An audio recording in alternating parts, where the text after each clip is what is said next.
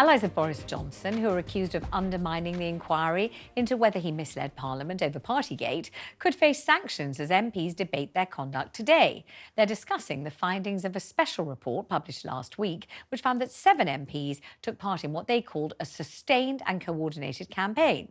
The so-called allies include Nadine Dorries, Sir Jacob Rees-Mogg and Priti Patel. Joining me in the studio, Peter Cardwell, Talk Radio's political editor. Hi, Peter. Hi. And down the line, Alex Crowley, former advisor to Boris Johnson. So Peter will set the scene and explain why this is significant. Obviously, I've already interviewed Nadine Dorries about it. She absolutely adamantly sticks to what she said originally. She called it a kangaroo court. She repeated that. She thought the findings were absolute tosh. She repeated that. She really is absolutely not penitent or sorry or, shamed in any way at all. And this is being debated in the House of Commons at the moment, actually, and within the last 20 minutes or so, Sir Jacob Rees-Mogg, one of the others who's involved with this, said there's absolutely no evidence in his view of any coordinated campaign to undermine the Privileges Committee. And the motion says that the MP should not impugn the integrity of that committee or its members or attempt to lobby or intimidate those members. Essentially, it's noting what the Privileges Committee has said about this and saying that it shouldn't happen again. There were a couple of attempts, including by Dame Priti Patel and others, to try to water this down a little bit.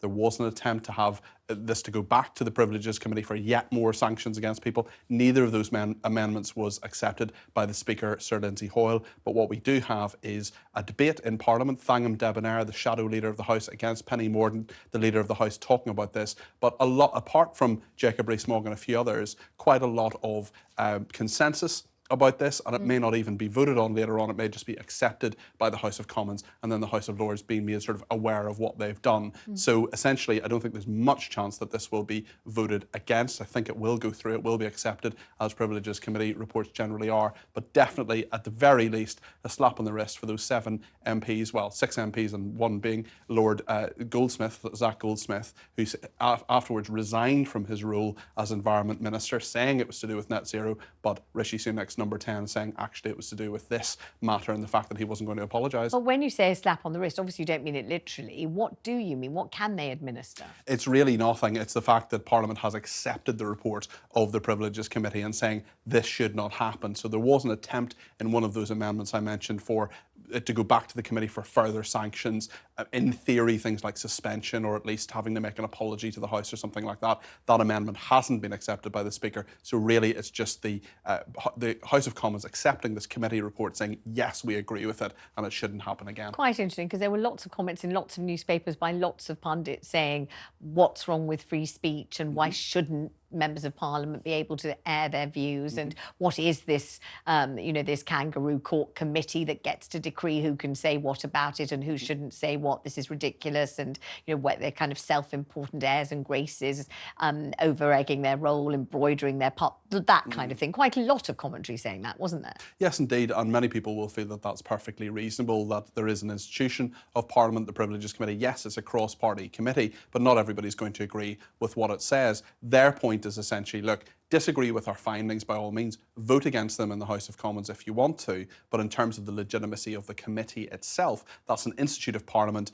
You're all parliamentarians, whether you're in the House of Commons or the House of Lords, back us on that at least and say that this committee is legitimate. That is something that certainly Nadine Dorries, Priti Patel, Zach Goldsmith and others decided not to do. But in terms of whether there has been a coordinated campaign against them, including very strong words here, intimidation, coercion, that sort of thing, this is what Parliament is debating today. But really, the sum total of it, not a huge amount, but symbolically very important. Very interesting for members of the public who, might like to see them walk the plank or some kind of actual, literal kind of demonstration of displeasure.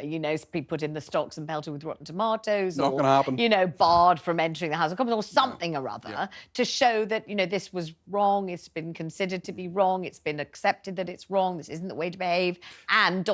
something, rather than really nothing. It's a slapdown from the institution they're part of, and that is not a comfortable position for any MP to be in. But certainly, Nadine Dorries has said she's not standing at the next election, but for those like Priti Patel, for example, Dame Priti Patel, who will be standing at the next election, well, she can actually say, look, I stood up for my friend Boris Johnson, I'm going to take the brickbats, that's just the way it rolls. But at the same time, I made my point, and that free speech, in her mind, is something that's more important than even a slapdown from her peers within the House of Commons. Let's bring Alex Crowley in this, former advisor to Boris Johnson. Alex, you're listening to this, know what's going on. What's your take on, due process and symbolism and the significance and the verdict? Well, personally, Vanessa, I'm shocked that MPs have been criticising other MPs. What has our democracy come to?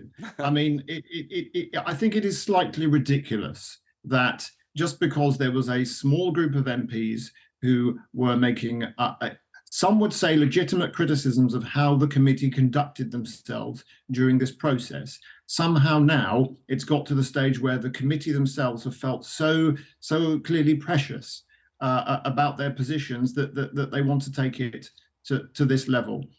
Now, whether they were campaigning or not, I don't know. Okay, let's see what evidence that the committee has. I haven't seen the report, but I think it is getting a bit ridiculous that you can't have MPs criticising other MPs. Have they been at PMQs every Wednesday? Have they seen how the House of Commons operates? This is a natural, normal part of our democracy, and ultimately it's the voters who will decide on whether they think the behaviour of their MPs is of the right standard or not, and that is how it should be. Well, let me put that to Peter. I think Alex makes some really good points there, and I think most people would agree with a lot of them. I think the slight nuance is really not just criticising, for example, the government's record or what a committee has said, but actually the legitimacy of that committee, calling it things like a kangaroo court. Whilst that is part of free speech, of course it is, as part of MPs criticising other MPs, they're really attacking the institutions of which they are part. And if you're saying that those aren't legitimate, well then people get quite annoyed about this. But I think Alex is absolutely right in the fact that if if everybody said, well, we may disagree with their findings, but everything the committee did and all their processes were followed correctly, but I think that would be a very strange position to be in. But for Boris Johnson, certainly, there are only 7 parliamentarians really who were cited in the report anyway. More of them may have been involved, but 7 of them in the report. That's not a huge number, and I think he has found, certainly with those voting against the Windsor framework previously, the sort of one of the final bits of Brexit, only 29 people voted against that, although many more abstained. His support, there aren't that many people really supporting Boris Johnson, and that's very significant for him. But in terms of the kind of vehemency, the power of what a lot of these criticisms are, including from our TalkTV colleague Nadine Dorries, well, yes, very strong, and he will, I'm sure, have taken some succour in that he still has people who really will go to the wire for him. And Alex, are you one of those people who would go to the wire for him? No, I've been very clear throughout that I think that he should have resigned as Prime Minister because of his conduct during Partygate. And he had his punishment and he took it, and he didn't do the right thing. And as ever, our system, as imperfect as it may be, worked again because he's no longer in Downing Street and he's no longer in power. I thought that the committee was set up on perfectly legitimate grounds. Misleading the House is a very serious charge and it should be investigated by Parliament. That is totally right. I happen to think that the committee, in the end, went a lot further than they needed to, and I think they overreached themselves and they allowed their own political judgments of Boris the politician to cloud their judgment. And I think criticising the committee because it's chaired by a Labour politician and chaired by somebody who had prejudged the outcome because she made the charge against Boris before she took over chairmanship of the committee. That is legitimate criticism. I don't think that's attacking the institution. I don't think that's attacking the fact that the committee existed. I think it's attacking the members of the committee and the way that they conducted themselves. And I think that is fair game. I think Alex makes a really good point in that regard, and also there's a very interesting point as well in terms of Chris Pincher. We heard last week he has admitted sexual assault against 2 men, and he has been, the recommendation anyway, is that he's been should be banned from Parliament for 8 weeks. Yet Boris Johnson, although he was in contempt of the committee, they argued anyway, and revealed things he shouldn't have revealed when he got the report early. They told him to, they suggested that he be banned from Parliament for 90 days.